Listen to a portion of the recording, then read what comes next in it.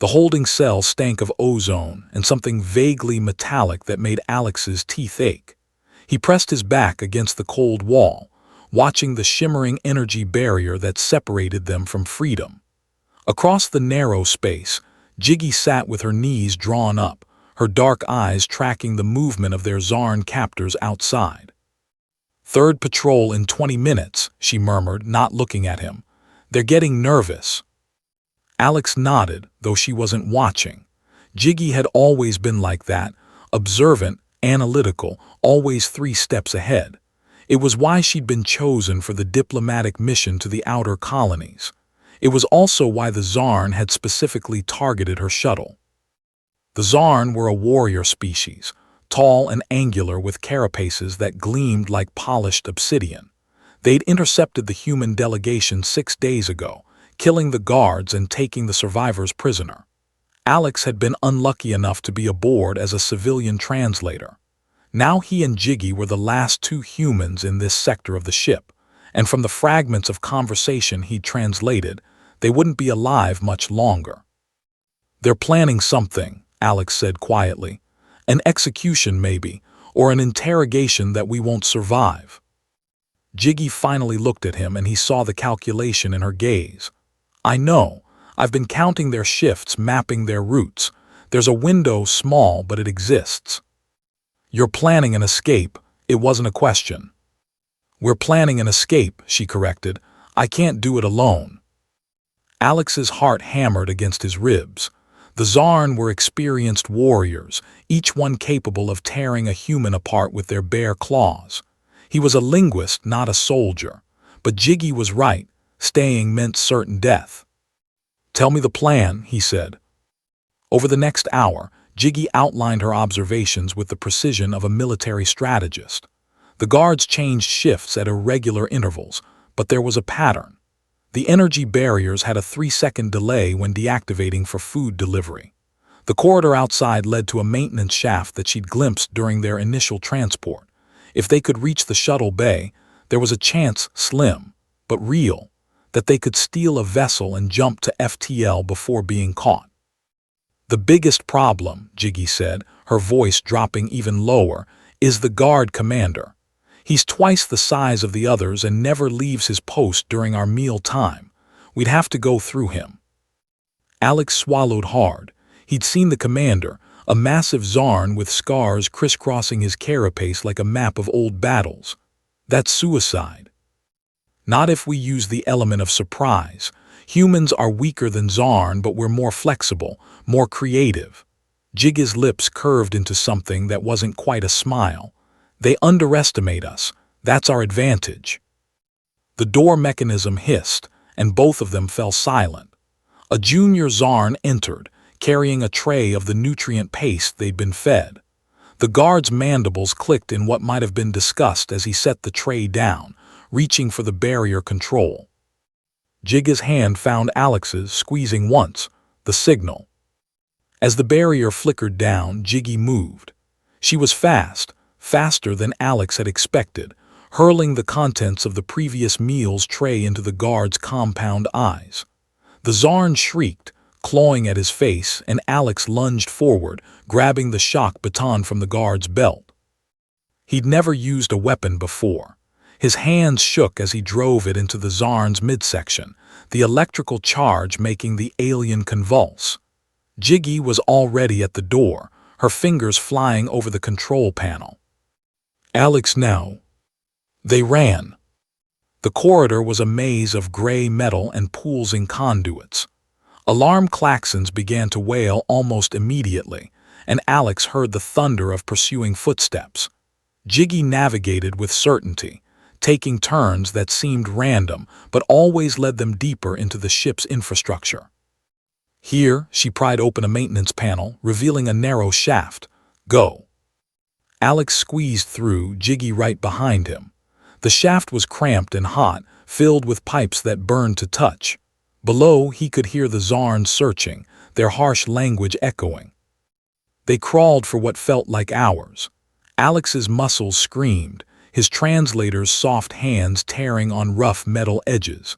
But Jiggy kept moving forward, relentless, and he followed. Finally, she stopped at a vent, peering through. Shuttle bay, 2 guards. We wait for them to separate. They lay in the darkness, breathing hard. Alex became acutely aware of how close they were, shoulder to shoulder in the confined space. He could feel Jiggy's heart racing, matching his own. "If we make it out," she whispered suddenly, "what will you do?" "What?" "After, when we're back in human space, what will you do with your life?" It was such a strange question, here in the belly of an enemy ship with death hunting them, but Alex found himself considering it. I don't know, I never thought much beyond my work. Translation, linguistics, moving from one assignment to the next. He paused. "What about you?" Jiggy was quiet for a long moment. "I was engaged once, before this mission.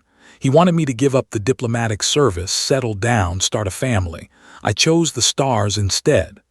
Her voice held an edge of something, regret maybe, or revelation.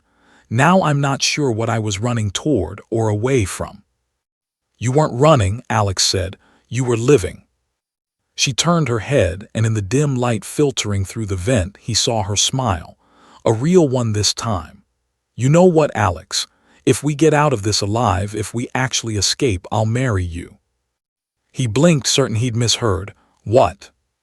"You heard me. You're brave without being reckless, smart without being arrogant. You followed me into this insanity without hesitation." Jiggy's eyes held his. "That's worth something. That's worth everything." "Jiggy, you don't." SHH, one guard's moving.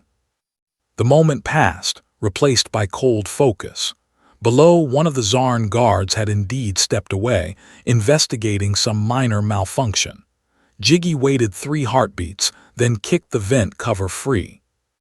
They dropped into the shuttle bay in a tangle of limbs. The remaining guard spun toward them, weapon rising, but Jiggy was already moving.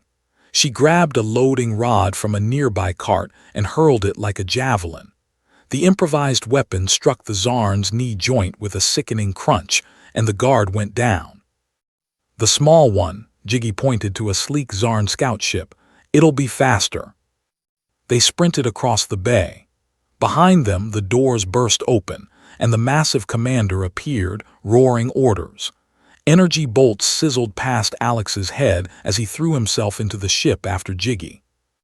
She was already at the controls, her fingers dancing across the alien interface. "Come on, come on." The engines whined to life.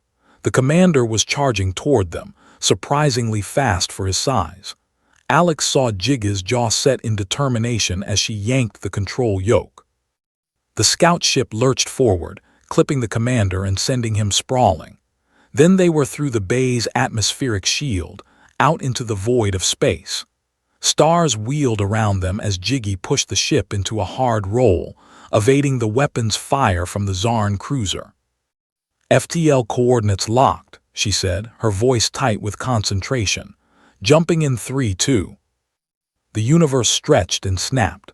The Zarn ship disappeared, replaced by the familiar distortion of faster-than-light travel. They were safe. For a long moment, neither of them spoke. Then Alex started laughing, a slightly hysterical sound that echoed in the small cockpit.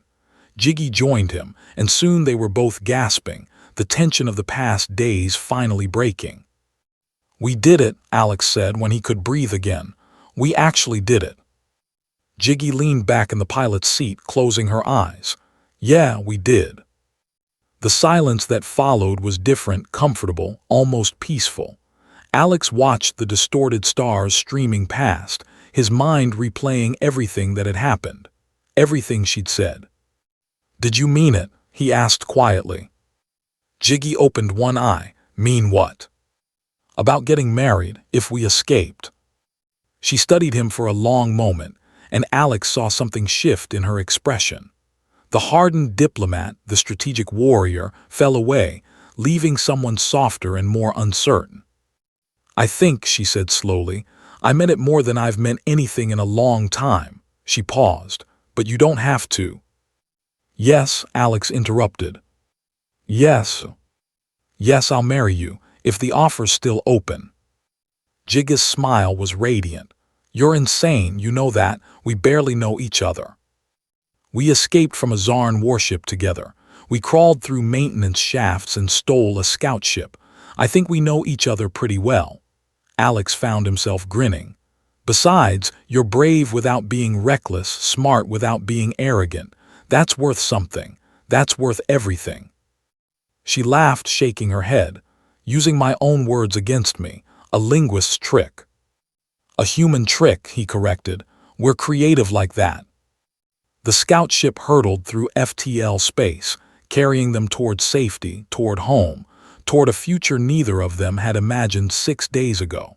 And in the quiet of the cockpit, Jiggy reached across and took Alex's hand. "Welcome to the rest of your life," she said. Alex squeezed her fingers gently. "Welcome to ours."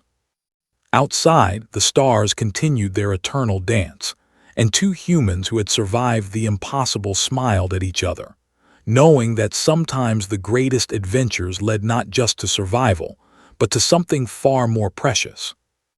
They had escaped together, and now they would live together. The Zarn had made one critical error.